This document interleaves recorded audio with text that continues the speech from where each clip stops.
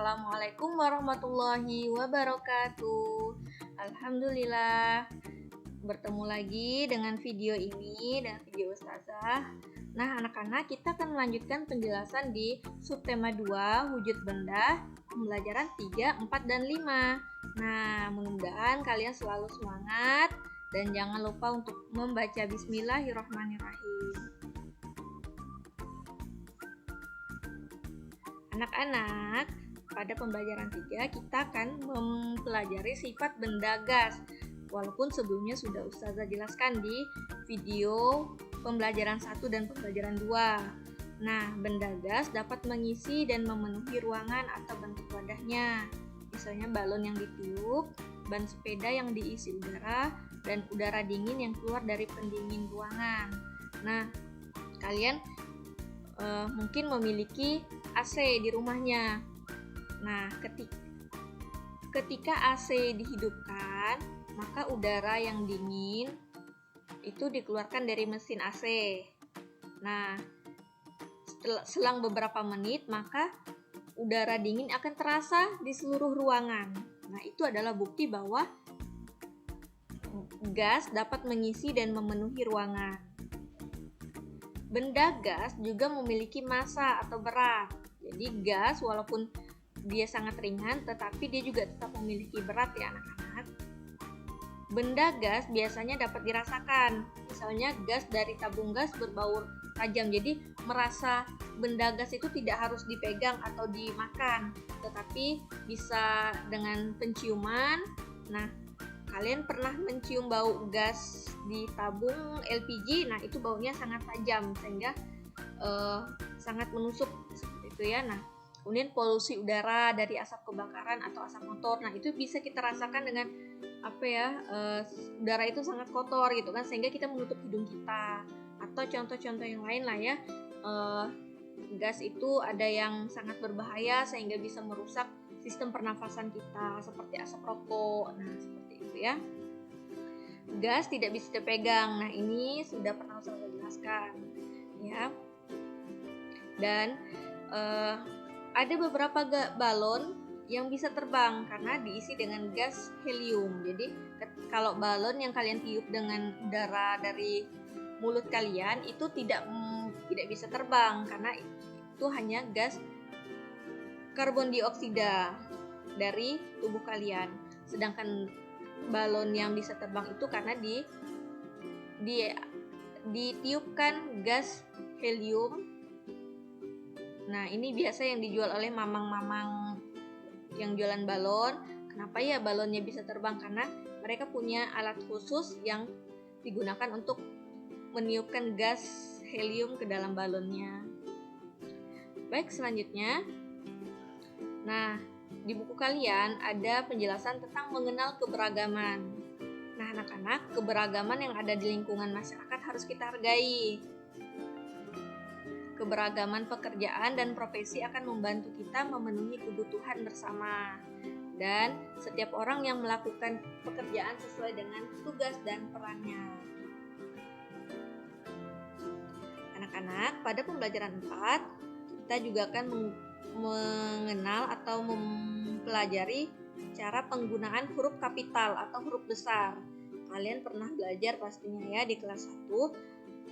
Huruf kapital itu huruf apa, huruf kecil itu huruf apa. Nah, huruf kapital harus digunakan pada beberapa tempat atau pada beberapa kondisi. Yang pertama itu nama orang. Nah, ketika dalam menulis kalimat ada disebutkan nama orang, maka gunakanlah huruf kapital di huruf pertamanya. Pada tahun, kemudian bulan, hari raya, nama tempat, peristiwa sejarah, dan ini paling penting, di setiap awal kalimat maka kita harus menggunakan huruf kapital. Nah, silakan kalian perhatikan contoh penggunaan huruf kapital di bawah ini. Sudah Ustazah buatkan kalimatnya. Nah, mari kita baca. Warga Kelurahan Tambelan Sampit pada hari Ahad akan melaksanakan kerja bakti untuk menyambut hari besar Islam Maulud Nabi. Sabtu malam, warga sudah melakukan musyawarah untuk pembagian tugas.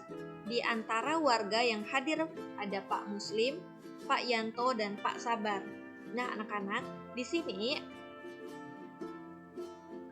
huruf W kenapa di tanda merah? Karena ini harus menggunakan huruf kapital karena ini adalah di awal kalimat. Kelurahan Tambelan Sampit ini menunjukkan suatu tempat. Ahad menunjukkan hari Islam. Nah, hari besar Islam Maulud Nabi. Ini Maulud Nabi ini adalah hari besar, hari raya. Sedangkan Islam ini adalah nama agama. Kalian harus menggunakan huruf besar di awalnya. Sabtu ini di awal kalimat dan nama hari. Di antara D karena di awal kalimat setelah tanda titik, maka selanjutnya adalah huruf kapital.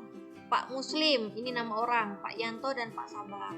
Kemudian kalian paham ya anak-anak ya tentang penggunaan huruf kapital. Nah, anak-anak, kita juga akan mempelajari tentang sifat benda cair. Nah, bentuk benda cair akan menyesuaikan bentuk wadahnya. Sudah pernah ya Ustazah jelaskan? Benda cair selalu berpindah atau mengalir dari tempat yang tinggi ke tempat yang rendah. Contohnya air terjun. Air mengalir dari tempat yang tinggi ke tempat yang rendah.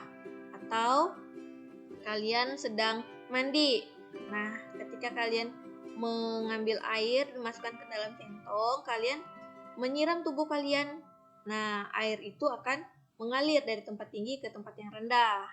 Atau saat kalian menyiram bunga menggunakan teko penyiram bunga misalnya. Nah, kalian akan menyiramkannya di atas bunga, maka air itu akan jatuh ke bawah atau ke bawah karena kalian menyiramnya dari atas. Ya, seperti itu ya anak-anak ya. Kemudian benda cair dapat disentuh dan dapat dilihat. Tapi benda cair ini tidak bisa kita pegang. Hanya bisa kita sentuh. Apa sih bedanya Ustazah? Sentuh itu berarti kita memang menyentuhnya. Anak-anak misalnya kalian menyentuh meja, artinya ada bagian tubuh kalian yang terkena meja. Tetapi kalian tidak bisa meraupnya. Air ini tidak bisa dipegang. Kalian tidak bisa mengambilnya tanpa ada alat bantu. Seperti itu ya. Nah, benda cair juga memiliki berat. Ini sudah pasti ya anak-anak. Baik, selanjutnya memahami satuan panjang baku. Nah, perlu kalian ingat kembali 1 km sama dengan 1000 meter atau sebaliknya 1000 meter itu sama dengan 1 km. Kemudian 1 meter sama dengan 100 cm atau sebaliknya 100 cm sama dengan 1 meter. Nah, kita lihat contoh soal di bawah ini. 645 cm sama dengan titik-titik meter, titik-titik cm. Nah, cara menjawabnya adalah 645 cm ini kita jadikan cm dulu ya anak-anak. 600 cm. Nah, ini lihat nih 645. Jadi ini adalah satuannya 600-an, maka 600 cm dan 45 cm. Maka 600 ini kalian pindahkan ke meter. Ingat ini rumus ini. Yang ini 100 cm sama dengan 1 meter. Maka 600 cm sama dengan 6 meter.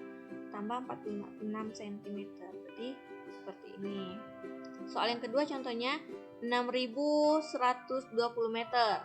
Sama dengan berapa kilometer, berapa meter. Nah anak-anak, cara menjawabnya 6120 meter kita jadikan meter dulu. 6000 meter ditambah 120 meter. Maka lihatlah persamaan yang ini 1000 meter sama dengan 1 km. Maka ini 6000 meter sama dengan 6 km tambah 120. Oke, seperti ini ya anak-anak. Mudah-mudahan kalian bisa memahami penjelasan Ustazah. Oke, alhamdulillahirrabbilalamin, kita sudah berada di pengakhir video.